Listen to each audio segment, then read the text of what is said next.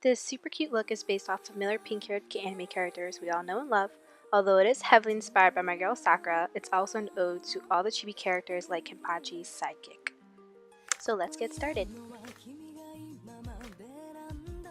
To have a nice, smooth canvas, I already covered my eyebrows, and drawing them in with some acrylics, I eyeballed the ratio just to get that nice pink-haired color we want.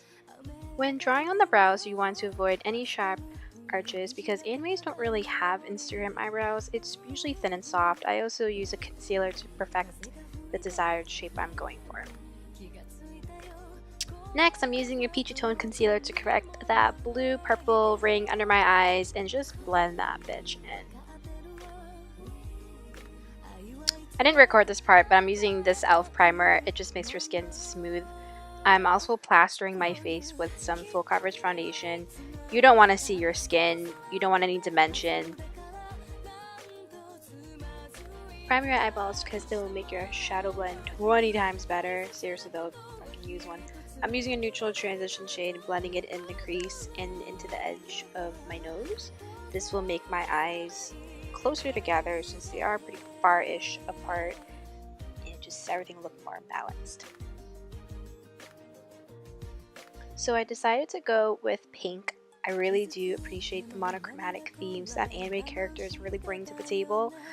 It just looks more cartoony, it looks more consistent. Let's bump up this look and add a deeper color into the crease. I chose a really fun deep purple color just to go with everything. Go ahead and grab that concealer again and just pat it in the center of the eyes. This will act as a nice sticky adhesive to put on the powdered eyeshadow just to brighten that area.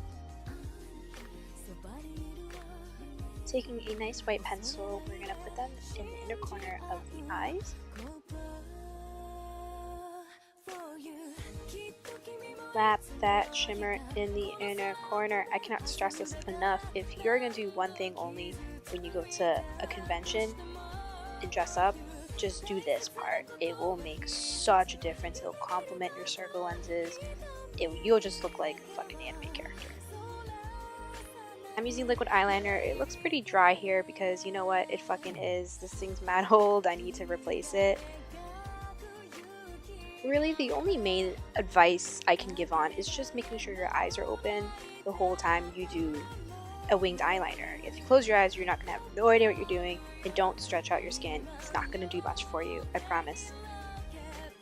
I love exaggerating the whites of my eyes and the inner corner, so I'm taking a white shadow and I'm just intensifying that. For lashes, I love choosing like spiky, like doll kind of shaped ones that are kind of a bitch to put on. I just feel like they really flatter the whole look versus like wispy ones that don't really do much justice. Let's just take a moment and see how lashes make such a difference. It's funny because when you put on eyelashes, you're pretty much done, but for me, this is the time to go back and adjust what I want to put, because putting on the eyelashes really gives me that nice placement, and it really guides me where I want more shadow or less. So here I'm just highlighting the key points of my face with a matte face powder. This blush really pulls everything together. It's actually the same color I used for the pink eyeshadow in my crease. So here's pretty much the only contouring I'm doing. I'm just taking a cool tone shadow. Don't use warm. Warm won't photograph really well. And I'm putting the sides of my nose. I'm not being super intense with it. I just want this to look as soft as possible.